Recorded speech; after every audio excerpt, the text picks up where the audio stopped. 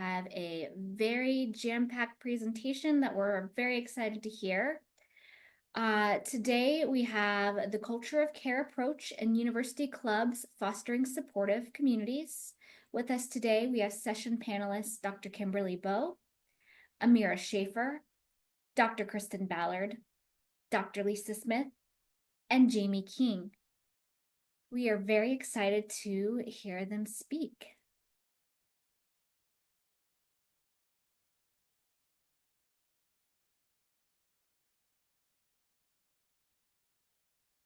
All right, so we'll each be introducing ourselves, and I'm going to let Dr. Ballard go first. Welcome, everyone, and thank you for coming. I'm Dr. Kristin Ballard, and I am the program chair for the Master's and the Bachelor's in Human Services, and I'm happy to be here to tell you about our clubs. And then my name is Dr. Kimberlee Bowe. I graduated in November of last year. My chair is actually here with me presenting, Dr. Lisa Smith, and I am now an adjunct faculty here at UAGC. I am currently SEC, so will remain off camera, and I do apologize in advance for that. Thank you so much, Kimberlee. You are a rock star. My name is Dr. Lisa Smith, and I work in the Human Services programs. And I am grateful to be here and share my insights on keeping clubs and orgs in the culture of care umbrella. Thanks so much for having me. My name is Jamie King. I am an academic advisor here at UAGC. I worked previously in student affairs with the CHAMPS mentoring program, and I have held leadership roles in various online student organizations here at UAGC. I am very excited to be here today.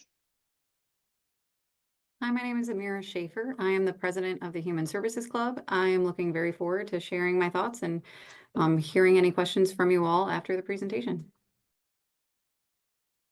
And we want to acknowledge Dr. Jarvis's role in this presentation as well. This presentation was thought of and offered up by Dr. Jarvis, who is unable to join us today, but we definitely wanted to acknowledge her amazing role in this presentation. All right, so today's agenda, we just did our brief introductions. Our facilitators will be asking us questions and we will be answering them for you. Our slides correlate with our presentation. And then at the end, we will have some audience question and answer. Please do feel free to use the chat. As you can tell, we are very engaged in the chat as well. So we look forward to the first question. All right, good afternoon, everyone, and thanks for joining us. To promote a culture of care in your student organization, it starts with creating a welcoming space. Creating welcoming space in student clubs and organizations is essential for fostering a sense of belonging and encouraging peer-to-peer interaction and participation. This sense of community strengthens the organization and helps students feel more connected to the university as a whole. A welcoming environment begins with creating a safe space where everyone feels heard and valued. The foundation of a safe space is a culture of care, which should be established early on. Every member should feel comfortable sharing their ideas and giving and receiving feedback. As a leader, this starts with establishing the mission, vision, and goals. Involving members in crafting the vision and mission and setting goals to achieve them is powerful. Working together towards a common purpose is incredibly impactful. Appreciating diversity of members is crucial. A diverse group tends to be more creative and successful.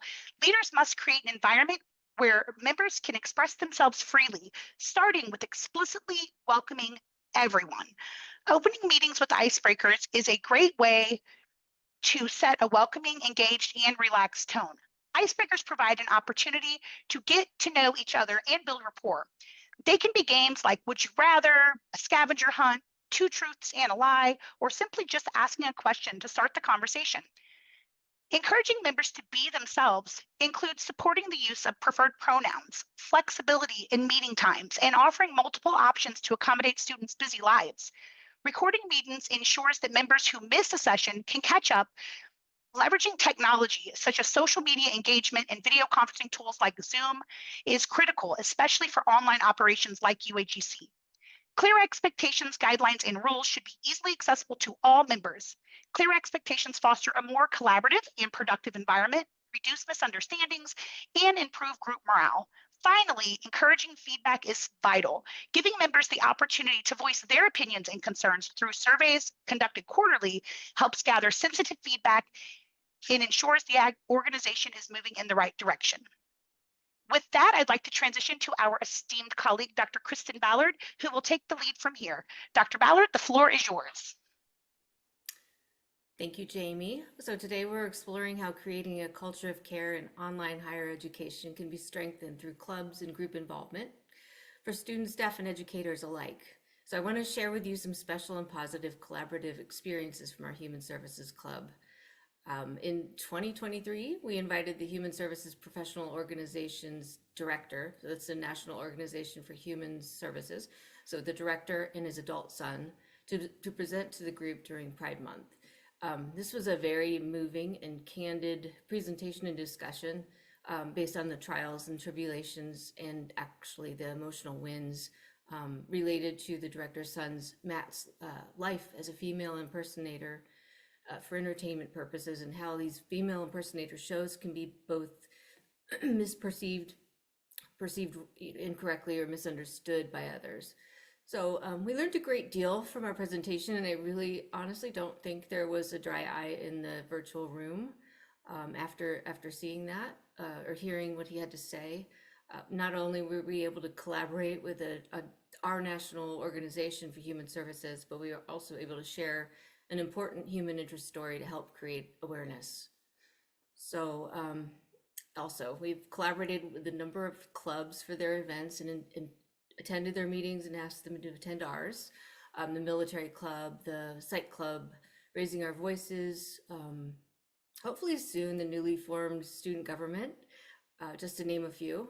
We recently invited Champs Peer Mentoring to our meetings so they could present and raise awareness on their outstanding services that they offer for students to expand their community of support by being paired with a mentee or training to become a mentor themselves.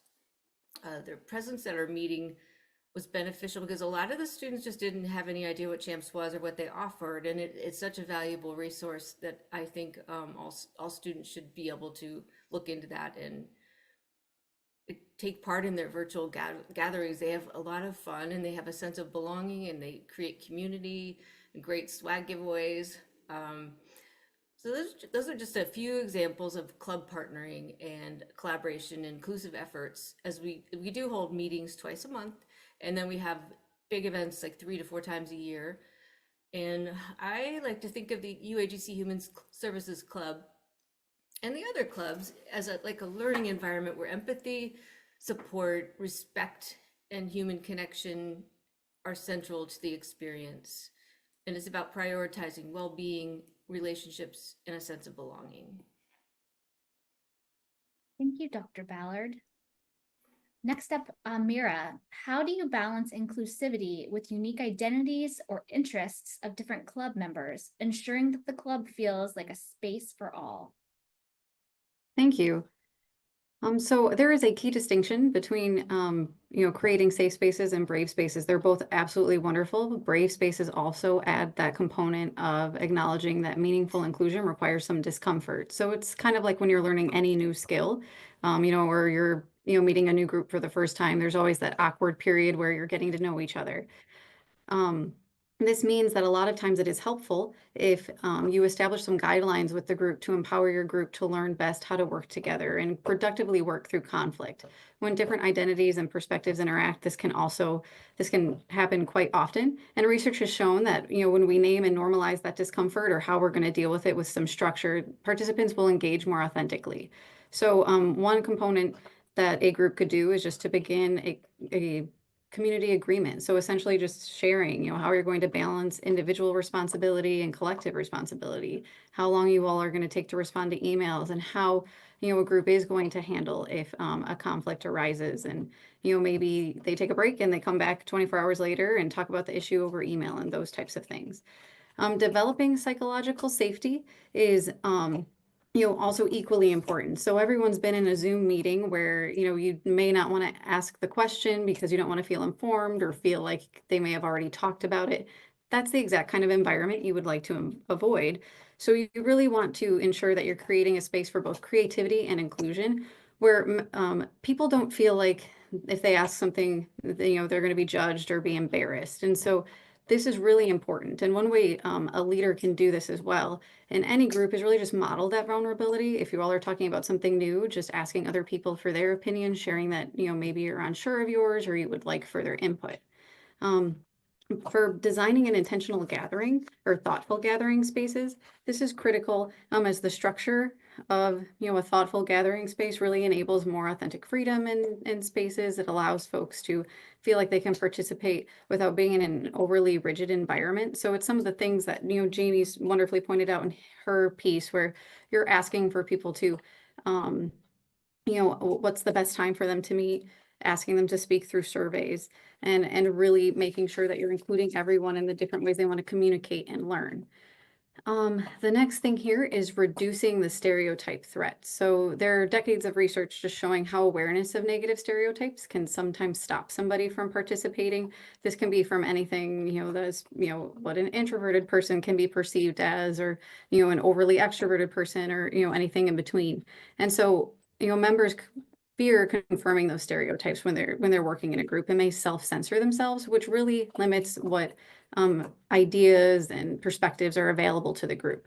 So one way to do this and to make sure people feel valued in the group is to ensure that people understand whether it's lived experience, practical experience, or theoretical experience. Those are all welcome, and everyone brings different strengths to the group, no matter what they are. And so sometimes just establishing that as you're talking about a new topic can help from a leadership perspective.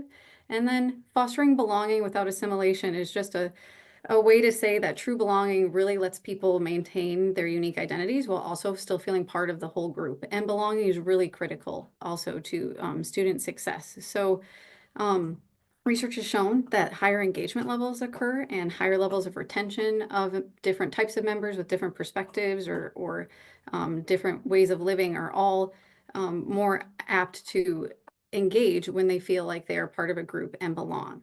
So sometimes this can be as simple as, assessing your own inclusion practices in your group, really looking at that culture of care, and also thinking about, are we always having the same people participate? Are we ensuring that, we're trying to have webinars or workshops or all these things at different times, and asking people's feedback on what that looks like to make sure that they can join, and understand someone in their full context and the group in the full context in order to get them to fully participate, based on their preferred communication style or their schedule, those types of things. Thank you, Amera. That was wonderful. Next question is back to Amera. How can we prepare student leaders to adopt the culture of care mindset, and what training or resources do they need to be effective? Sure. Thank you very much for asking that question. You'll see a lot of some similar things from the previous slide on here.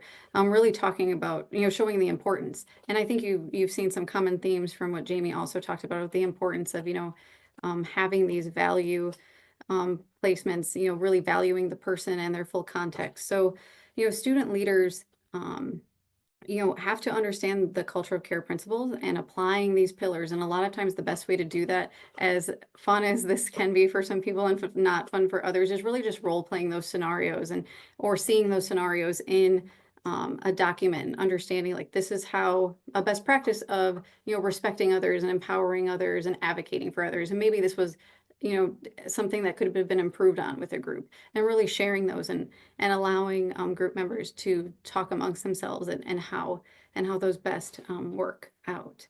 So the next space here is the brave space facilitation that we have discussed. So, that's difficult, creating an environment where everyone feels safe, feels the comfort, feels psychologically safe as well, which is the fourth point there. It's important to develop these skills for navigating tensions, welcoming diverse perspectives, and, being productively able to navigate conflict. And so, using those digital community agreements that I previously talked about, where a group really sits down, works together with the leader and shares, these are the way that we're going to do things. And this is what we're going to do if conflict arises, is really important because it's something you can always fall back on, and can also, research has shown can dilute some of the tension, where everyone really feels respected and empowered because they all came up with these together, and it can kind of bring a group back to their center, to their core, more of a calm space. So, it's really important for a group to learn how to grow together in that discomfort of creating a space that is psychologically safe and also brave. What also is important for student leaders is to just be trained in how to reflect on, what they're doing. So leadership just isn't really about doing. It's also about thinking and, understanding why you're doing it and how you're doing it. So sometimes that can mean having a standard set of questions that are facilitated to student leaders, ensuring that they're regularly reflecting on those practices. And if they are making sure that all the needs and different circumstances are being addressed with different members. Again, that can be as simple as, are we ensuring that everyone is participating? Are we, are we asking our group questions about, what events they would like to throw, the method in which they would like to plan them, and the method in which they would like to see them shared with the student body, and those types of things. We talked a little bit already about psychological safety tools. It's really techniques that a leader will have for ensuring that all voices are heard during a virtual meeting and, in any type of forum. So it's making sure that once you're talking about a subject, that you're going back around the room and giving everyone that space and that time to really be heard and share their thoughts. And if someone is an internal processor like myself, sometimes it's allowing them that space and giving them that time to maybe respond through email, and just making them feel valued, and that no matter of their communication preference, they're valued and should be heard. Community building approaches, providing frameworks for creating belonging without requiring a certain level of conformity, allowing unique identities to be cultivated and shared within the community is important. And research has confirmed that it's fundamental for student success and, retention to be celebrated with their unique identities and belonging. And like I said before, belonging to a shared community. So, this might mean that a group, will have a digital event, but they might have multiple ways that someone can participate. And it can be as easy as recording a meeting or maybe doing a live workshop, really understanding the ways different people learn and would like to engage. And the last thing here, peer learning networks. These are structures that can be set up with student leaders, with other groups, to learn best practices from other leadership groups, share tensions, or share how to reduce isolation and, build a sustainable group with different types of programming and things like that. I've been lucky enough to be part of this, and it's been really helpful to be able to talk to other student leaders and see what they do and how they incorporate different types of engagement in order to get folks to stay involved and belong in a community, which can be difficult in a digital setting.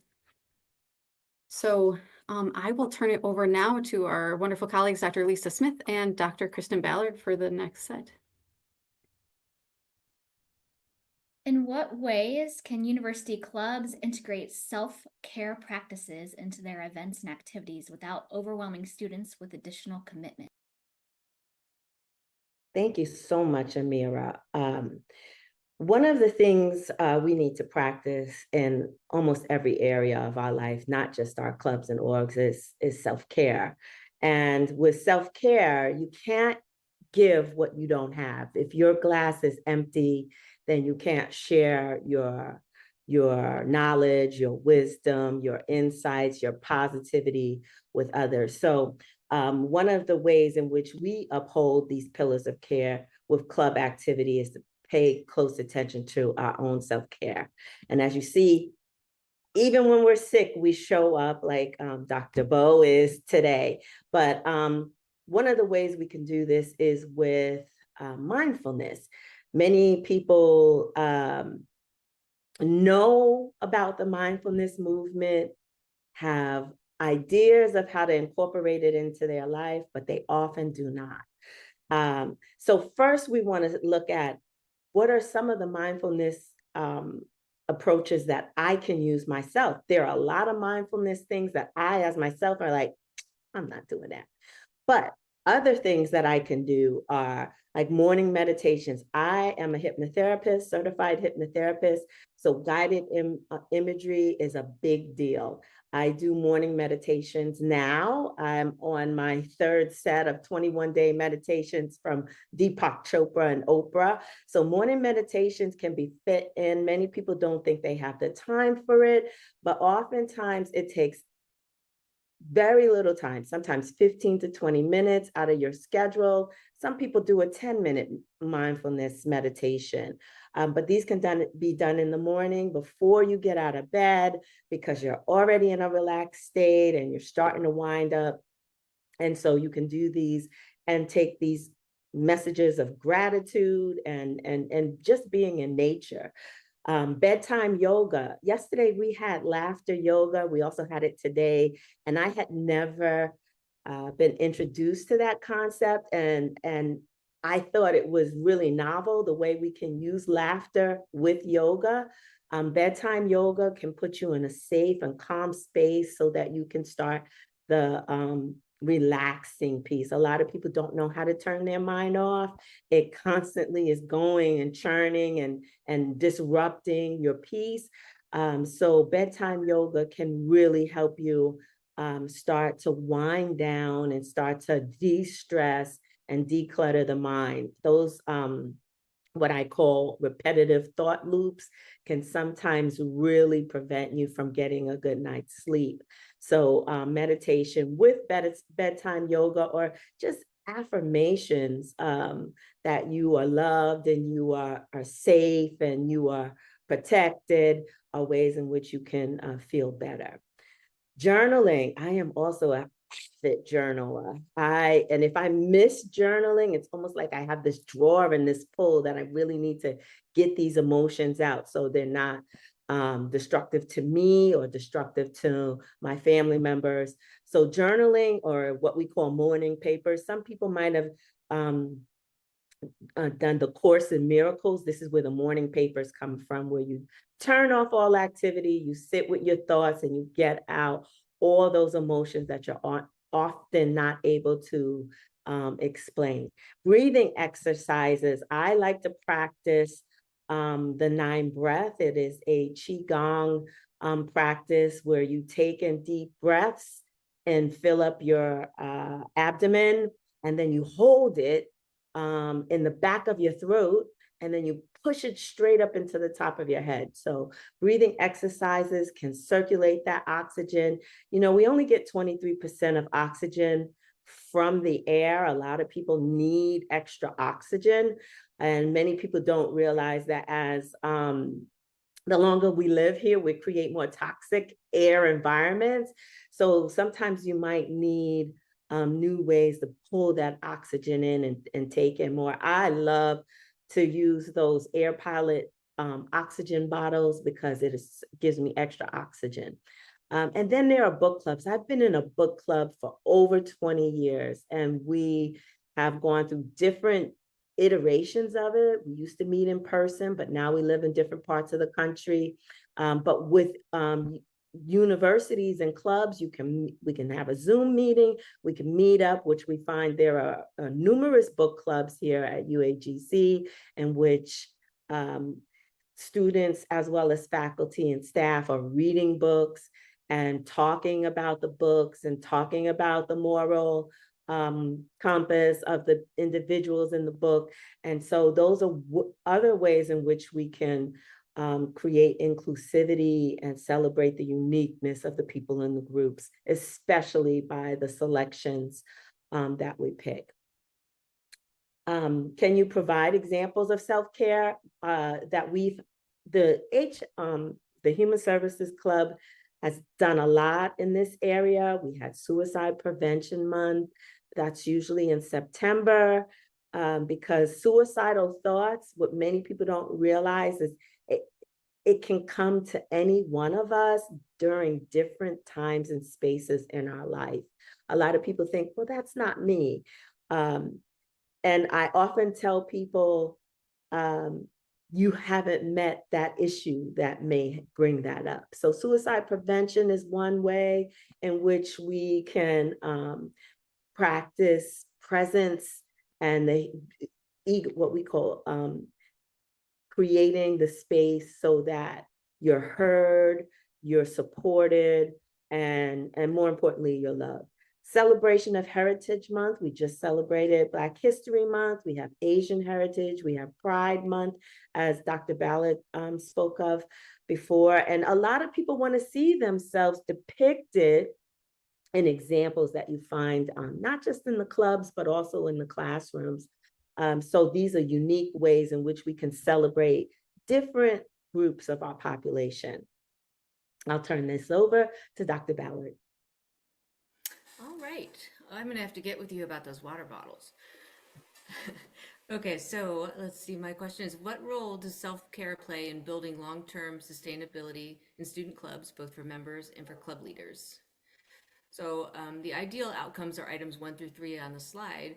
Establish a connection between faculty and club members.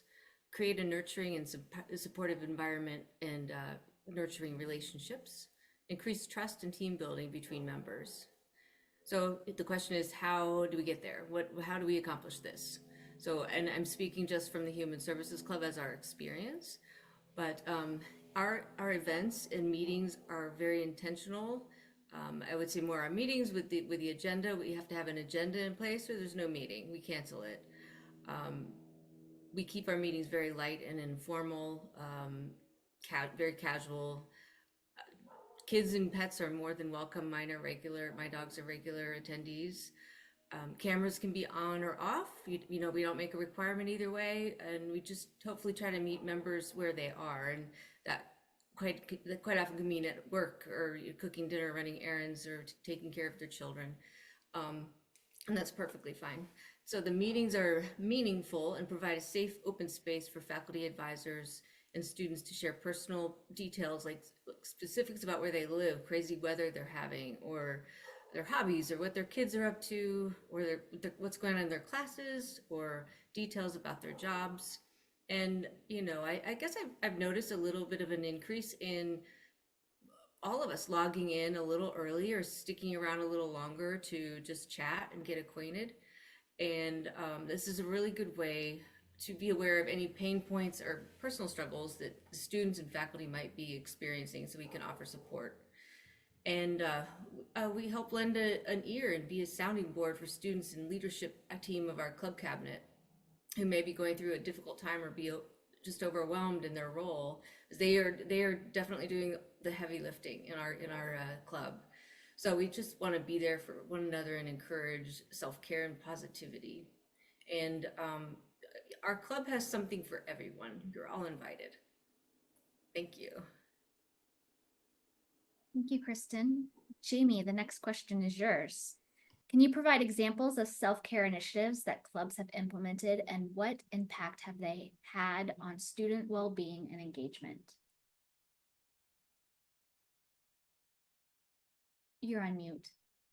I apologize. Yeah, absolutely. So a sense of belonging is really important and crucial to self-care and overall well-being. It offers numerous benefits and help our students feel connected and supported through their engagement. I found my sense of belonging and connectedness to the university by joining the FSBT Business Management Club when I was in my undergrad. I became president, and through interacting with faculty like Dr. Beach and Bill Davis and my peers, it gave me a sense of purpose and really motivated me to get more involved. So I joined CHAMPS as a mentor and eventually became a program coordinator. CHAMPS adopts a holistic approach, considering students as whole individuals, balancing life, school, and work. And I've actually integrated that approach in my role as an academic advisor. So along with other CHAMPS program coordinators, we created the Distinguished Mentor Council. It is an officially recognized organization here at UAGC. I actually led the CHAMPS Grapevine. The Grapevine was a great example of a group that used self-care. So we created the project and collaborated with cabinet members for successful launch on the UAGC Connect platform. To incentivize participation, we had an influencer badge that members could earn through their involvement in that grapevine. The CHAMPS Grapevine fostered a sense of community and belonging among students. It encouraged them to share about themselves and engage in self-reflection. As conversations continued in the Grapevine, I noticed that students were gaining confidence and overcoming self-doubt. One student shared that self-doubt often stems from comparing oneself to others and emphasized the importance of focusing on one's own journey and progress. Another student highlighted the value of self-reflection as a tool and to remind us of our capabilities. Others encouraged striving to be better, taking time to meditate, and embracing one's uniqueness. Students supported each other in staying strong and being their best selves. Although the Champs Grapevine has been retired, Champs continues to host Holistic Wednesdays live on Facebook every month, reminding students to practice self-care. That was a wonderful example. Thank you, Jamie. Next You're question. welcome. And the next question is yours also. So what role can university clubs play in bridging the gap between academic challenges and social support networks for students? Well, so student clubs can encourage students to engage in activities beyond their academic responsibilities to promote a healthy balance that can lead to improved mental health and better academic performance. Student organizations foster a sense of community and belonging and unity, which is greatly beneficial to the overall well-being of our students. At UAGC, there are over 35 clubs and organizations, which creates a more inclusive and supportive campus environment for our students. They can choose clubs that align with their personal interests and connect with like-minded individuals, opening doors to friendships and valuable connections that enrich the college experience. Being part of a university club provides crucial support system for students. Given that UAGC operates online, it's important to break down communication barriers and leverage technology to connect members and students with university. University clubs offer platforms for students to discover more about themselves, unleash their passions, explore their strengths, and set goals. They also encourage students to voice their opinions, share ideas, and learn effective collaboration. Clubs serve as dynamic hubs for facilitating access to resources that foster both academic excellence and the development of professional growth mindset. Clubs help reduce antisocial behaviors and enhance student communication and relationship skills, both within and outside of the club setting. Through participation, students gain valuable teamwork and leadership skills. Club projects encourage critical thinking and provide experiential learning opportunities beyond the classroom. By actively participating in university clubs, students can find a balance between their academic responsibilities and their social needs. Clubs not only enhance overall university experience, but also play a crucial role in supporting students' academic and personal growth. And at this point, I'm pleased to hand it over to Dr. Kimberlee Bowe and Dr. Lisa Smith, who will lead us into an engaging discussion on collaboration. Thank you, Jamie. So for UAGC clubs and organizations, how can collaboration to create wellness events benefit our student community? One of the ways we can do this is through belongingness and inclusivity. As I said before in the previous slides, students from different backgrounds want to see themselves represented in the examples. They want to know, how does this relate to me? They want to also engage in an online educational environment that is including not just their wins, but also their challenges. Additionally, they want to establish these long-term relationships and support networks. I, as a dissertation chair, I interact with my students very often outside of the school. But also I interact with my colleagues outside of the school, Dr. Ballard, Dr. Metz, Dr. Bowe. And this is how you engage in strong support networks. More importantly, it helps increase academic performance. These clubs and organizations can create solid cheerleaders, if you will, for people in different departments who are seeking different degrees, but are there to support and listen to any of your beefs or any of the issues that you might have during the academic process. You know, seeking an advanced degree is about time, but not just time, it's also about money. And oftentimes, just being part of a group that is also seeking the same goal helps provide a more supportive network. Various groups may collaborate across disciplines. I like to see cohorts of groups that come in together, study together, learn together, join these clubs together, and graduate together. Some strategies and best practices to promote wellness and belonging include awareness challenges, like we had suicide prevention. Next month, we'll have, for the Human Services Club, we'll have sexual assault prevention for children and teens. So here we can raise awareness through these campaigns. We can design challenges to solve a problem. Burnout is a big deal, right? Not just professionally, but also for students. It's not uncommon for students who are participating in not just these courses, but also these clubs to experience some fear of being overwhelmed and may need to take breaks and time off. Collaborative art installations where we're sharing our creativity, or webinar series, which we have extensively promoted throughout the UAGC community with our clubs, where we, as you can see here on our panel, we have students, former students that just graduated. Congratulations, Kimberlee. I'm going to big you up every chance I get. And we have students that are still moving through the process. So it's not uncommon to find faculty, staff, as well as students on a panel such as this. Team building exercises, we love to give swag, as long as they give us the money, right? But we love to give swag and service learning events. There are loads of activities that we do here with the university, in which we read to young kids, we do bike-a-thons, walk-a-thons, we do lots of things to engage the entire, not just the clubs and organizations, but communities in which we can share, like I said, our trials, our tribulations, and our accomplishments. Kimberlee or Dr. Bo? Thank you, Dr. Smith, and thank you for the shout out. I appreciate it.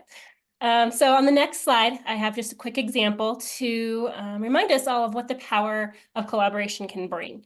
So we're going to use Suicide Prevention Month. So it started with a passion for a topic. When I was president of the Human Services Club, I have a passion for suicide prevention, having worked in that field a lot.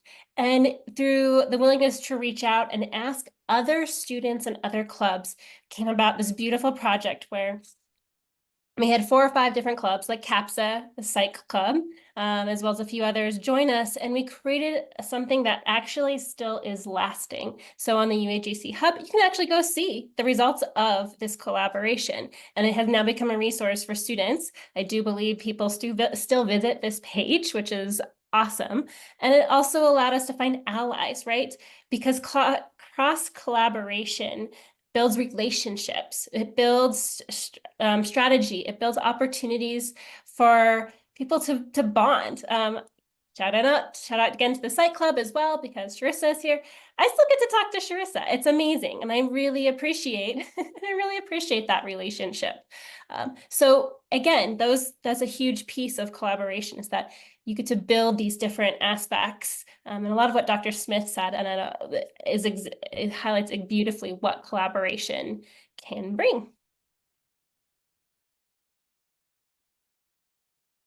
Thank you. Next up, what advice would you give to clubs or organizations that are just beginning to adopt a culture of care framework?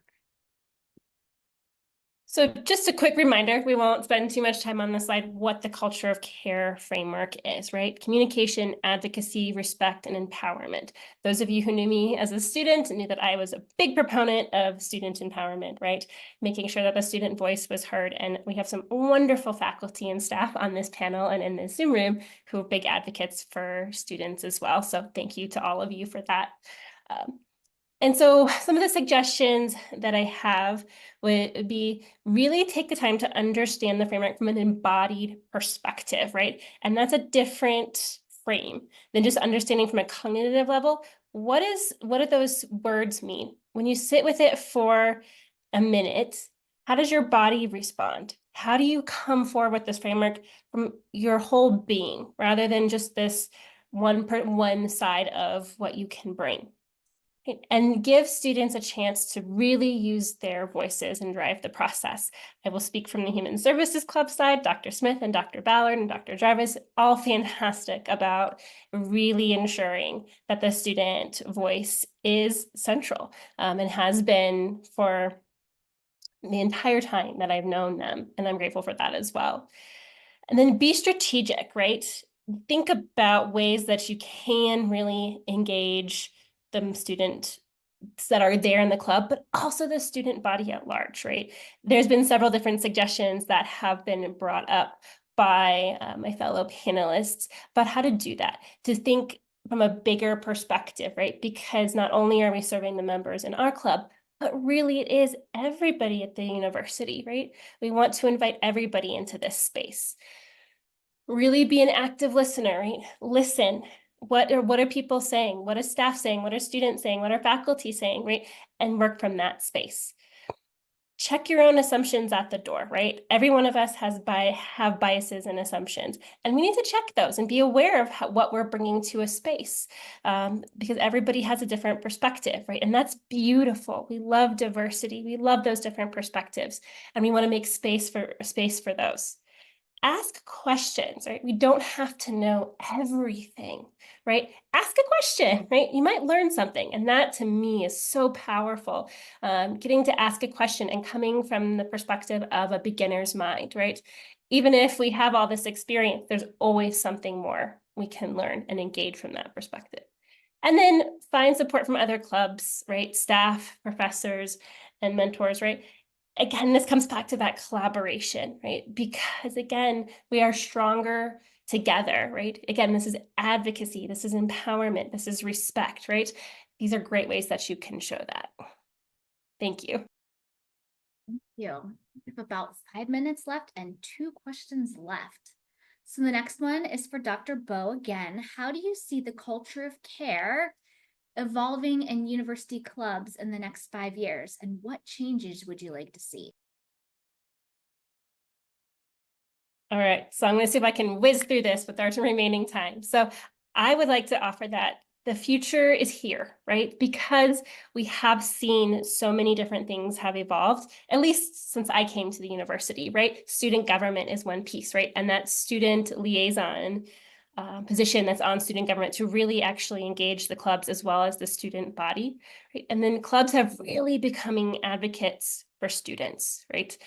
And we've seen that, right? This presentation has given us a great example of that. And then the shifts have actually, I've seen change from when I started to where we are now. The norm seems to be more collaborative. Like the examples that were given earlier on in the presentation between clubs, between students and faculty, students to students, right? That seems to have shifted, and I'm very excited to say that. The students who engage in the clubs learn more about themselves and what they're capable of, right? And I think that's a huge transformation, right? Starting off in one role and learning, I can do this. I can be the president of a club. I can be successful. I can also pass the torch on to somebody else, right? That's a huge, proud moment that we get to see. And then we get to see the clubs and students involved and become leaders in the university system, right? You know, empowering the students to not only go to student government, but be brave and say, hey, I noticed something, and share that with a faculty or staff member. Say, I have a concern, and bring that up. That's a huge thing. Thank you. Thank you, Kimberlee. I can hear your experience really coming through there. So the last question is for Jamie. How can student leaders maintain a sense of empathy and care while also managing the practical aspects of club organization and leadership? Thank you. So it's important to remember that amidst all the tasks, we need to maintain empathy and care for our fellow members. At UAGC, our students are balancing work, life, school, and it's crucial to keep in mind that they're volunteering their time to be part of our organization. So I'm going to try and be really quick through my list here. First and foremost, active listening. It's necessary to take time to really listen to your members' concerns and feedback.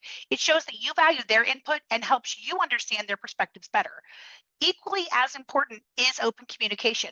Create an environment where an open and honest communication is encouraged. Regular check-ins and transparent discussions can help address issues before they become bigger problems. Delegation and trust are also essential. Trust your team members with responsibilities.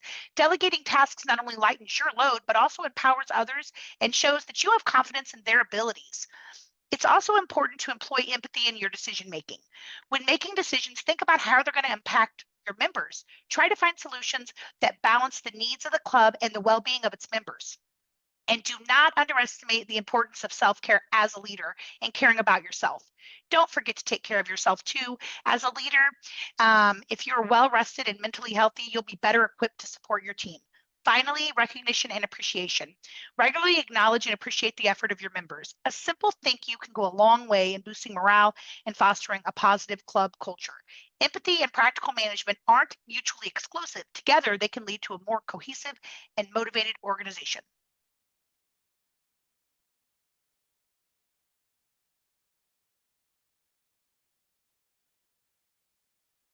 So we put some resources in here for you too. We'll put them in the chat as well. So that way, thank you, Dr. Metz, really appreciate that. So that way, if you want to learn more about CHAMPS mentoring, you want to learn more about the student organizations, a suicide prevention awareness event that I mentioned, or any of these other tips, resources for tips that you can also access as well.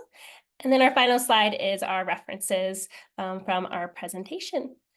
And that will conclude what we have to say. Thank you so much to my fellow panelists. You are amazing, and I'm so happy to be part of this group. Thank you so much. It's great to have everyone. Thanks for joining us. Take good care. Thank you, everyone. Thank you.